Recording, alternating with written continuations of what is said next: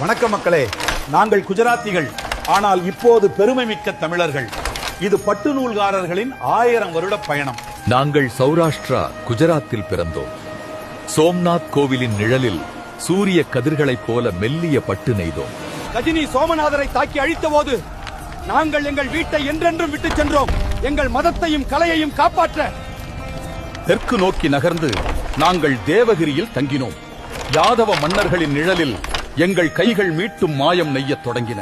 விஜயநகர பேரரசு எங்களை அரவணைத்தது. ஹம்பியின் கம்பீரமான பின்னணியில் நாங்கள் அரச நெசவாளர்கள் என்ற பெருமையையும் அந்தஸ்தையும் பெற்றோம். ஹம்பியின் வீழ்ச்சிக்கு பிறகு மதுரை நாயக்க மன்னர்கள் எங்களை அழைத்தார்கள்.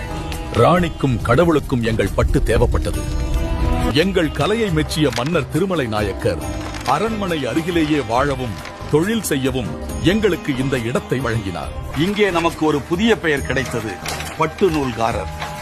இந்த பெயர் எங்களை தமிழ் மண்ணுடன் என்றென்றும் பிணைத்தது. மதுரையிலிருந்து நகர்ந்து நாங்கள் தஞ்சாவூர், சேலம், கும்பகோணம், சென்னை வரை பரவி எங்கள் பட்டு நெசவின் அடையாளத்தை எல்லா இடங்களிலும் விட்டுச் செல்கிறோம். நாம் தமிழர்களாக தோன்றலாம், ஆனால் நம் வீடுகளுக்குள் குஜராத்தி மற்றும் மராத்தியின் பழங்கால வாசனையை தாங்கி நிற்கும் சௌராஷ்டிராவையே பேசுகிறோம். குஜராத்திலிருந்து வந்த அந்த பயணம் இன்று தமிழ்நாட்டின் அடையாளமாகிவிட்டது.